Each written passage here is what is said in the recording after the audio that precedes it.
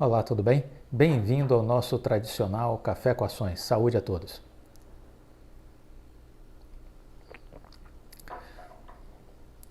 O Café com Ações é um giro de notícias, informações, conteúdos sobre economia, bolsa de valores e o mundo empresarial. A ideia é separar o joio do trigo, focar naquilo que faz sentido para as nossas estratégias de crescimento pessoal, profissional e enquanto investidor. O tempo é um recurso insubstituível, ele passa, não volta, use-o com sabedoria. Vamos começar o Café com Ações de hoje com duas falas do economista-chefe do BTG Pactual, Mansueto de Almeida. Mansueto de Almeida fez uma carreira ocupando cargos públicos e sempre com muito destaque. Um técnico de grande qualidade.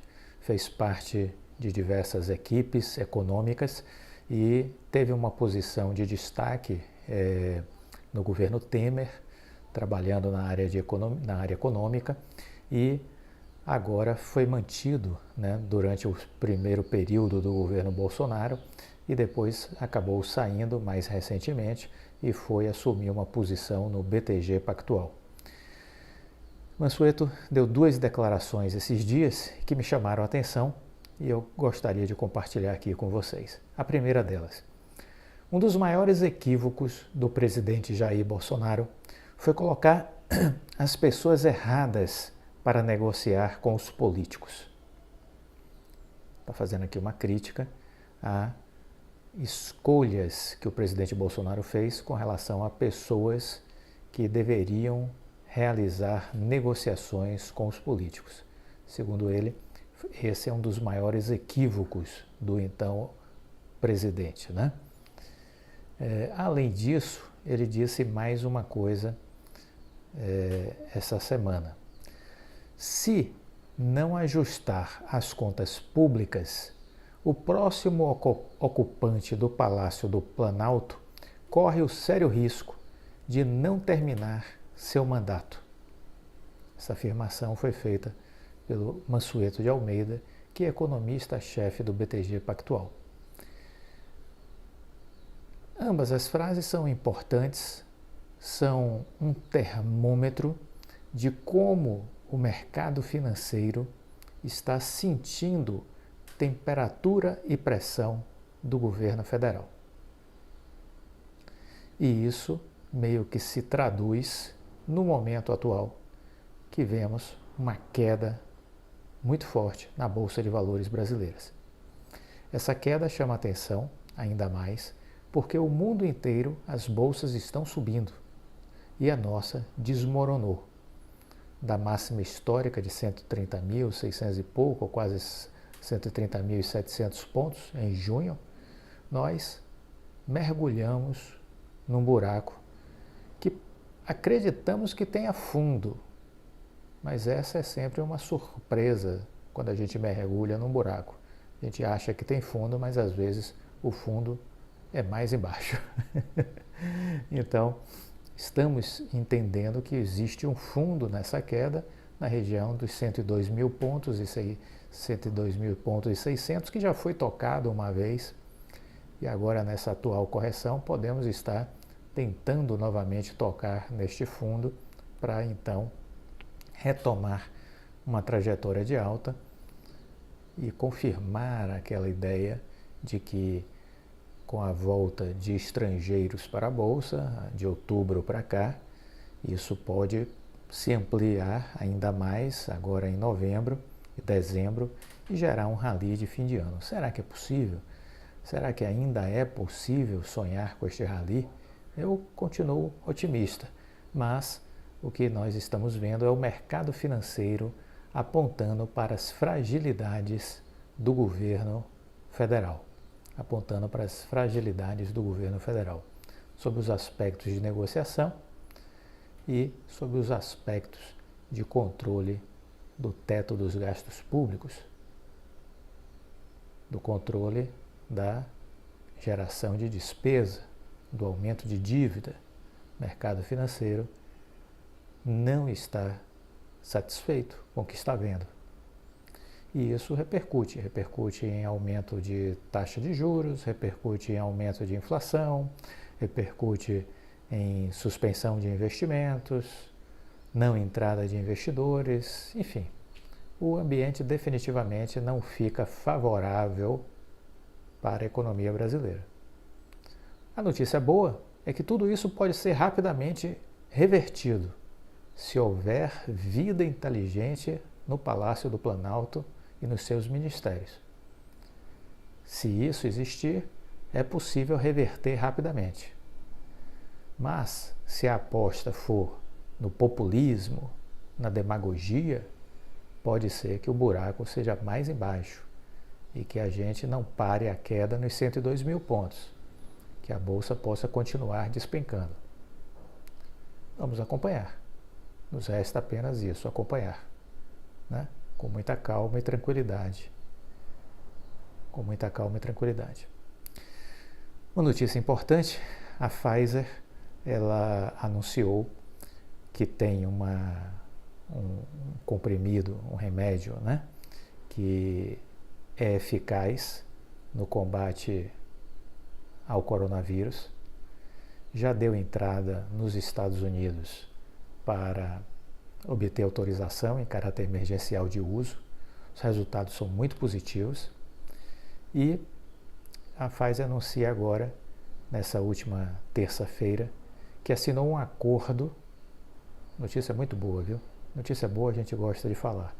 Assinou um acordo de licença voluntária com a Organização de Saúde Pública apoiada pela ONU, pela Organização das Nações Unidas, a Medicines Patent Pool, que permitirá a fabricantes de medicamentos genéricos produzirem o seu comprimido contra a Covid-19.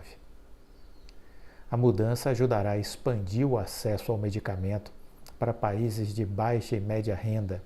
Sob os termos do contrato de licença principal, fabricantes de medicamentos genéricos qualificados em todo o mundo que receberem sublicenças serão capazes de fornecer o medicamento em combinação com o ritonavir para 95 países, cobrindo até aproximadamente 53% da população mundial, declarou a Pfizer em um comunicado. Isso inclui todos os países de renda baixa e média baixa e alguns países de renda média alta na África subsaariana, bem como países que fizeram a transição do status de renda média baixa para média alta nos últimos 5 anos. A Pfizer não receberá royalties sobre as vendas nesses países e também renunciará aos royalties sobre as vendas em todos os países cobertos por este acordo com as Nações Unidas, desde que o Covid permaneça classificado como uma emergência de saúde pública de preocupação internacional pela Organização Mundial de Saúde. Ainda em seu comunicado, a Pfizer disse que buscará uma autorização de uso emergencial para o tratamento o mais rápido possível. A empresa divulgou os dados de um ensaio clínico que está na fase 2 e 3 em 1.219 adultos não vacinados com Covid-19 que estavam com alto risco de pegar a doença grave e descobriu que reduziu o risco de morte ou internação em 89%. Menos de 1% dos pacientes que tomaram o medicamento estavam hospitalizados na marca de 28 dias, em comparação com 7% dos que receberam um placebo e foram hospitalizados ou vieram a morrer. Os participantes tomaram 2 comprimidos por dia durante 5 dias. Espera-se que os antivirais se tornem um divisor de águas no combate à pandemia, pois podem ser tomados em casa, enquanto os tratamentos atuais são feitos por infusão em um ambiente clínico. Então, uma ótima notícia. Estamos avançando na guerra contra essa pandemia, estamos mais próximos de sairmos da escuridão desse túnel do que de continuarmos peregrinando por ele, né? Então, é possível sim ver a luz no final do túnel da pandemia, é possível enxergar dias melhores, né? Essa semana, vale dizer que muitas foram as quedas na Bolsa, muitas foram as quedas. O Ibovespa diversos dias andou fechando aí no território negativo e destacaram-se nesses fechamentos negativos algumas empresas que durante o primeiro semestre performaram bem, como foi o caso da Vale, e por outras que vinham sendo pressionadas em suas análises e avaliações, como é o caso do Magazine Luiza, né? As duas empresas, por sinal, destacam-se entre as maiores baixas dessa última semana, né? Vale dizer também que todas as duas estão com programas de recompra de ações, estão aproveitando a queda de suas cotações e estão recomprando ações e colocando-as em caixa, né? Então isso é importante também entender, porque quando as empresas gastam dinheiro, né, dinheiro que tem, que poderia estar investindo em alguma coisa e prefere tirar ações do mercado, aproveitando um preço baixo para lançá-las ao mercado futuramente, isso significa que elas estão acreditando numa retomada de um movimento de valorização, né?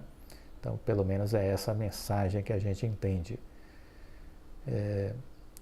Segundo o coordenador do Departamento Econômico do Banco ABC Brasil, há alguns componentes que explicam essa fraqueza recente do Ibovespa e tem aí alguns dados internacionais que aí poderiam estar correlacionados à fraqueza da Bolsa, como é o caso das dúvidas com relação ao setor imobiliário da China.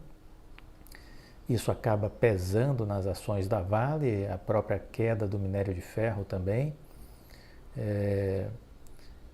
E ao mesmo tempo existem aí preocupações com o Brasil, né? E que aí contaminam o cenário econômico. Preocupações com relação à recuperação do PIB, preocupações com relação aos juros, com relação à inflação, com relação à queda de consumo, em função desses aumentos de inflação e de juros, né? Tudo isso vai contaminando.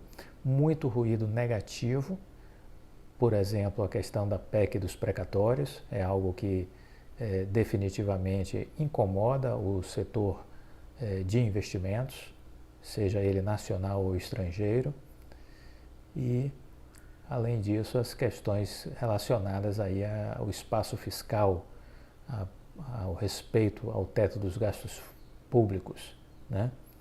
Tudo isso faz com que a Bolsa Brasileira esteja andando na contramão dos mercados mundiais. Enquanto todos estão em ascensão, nós aqui estamos buscando o fundo do poço.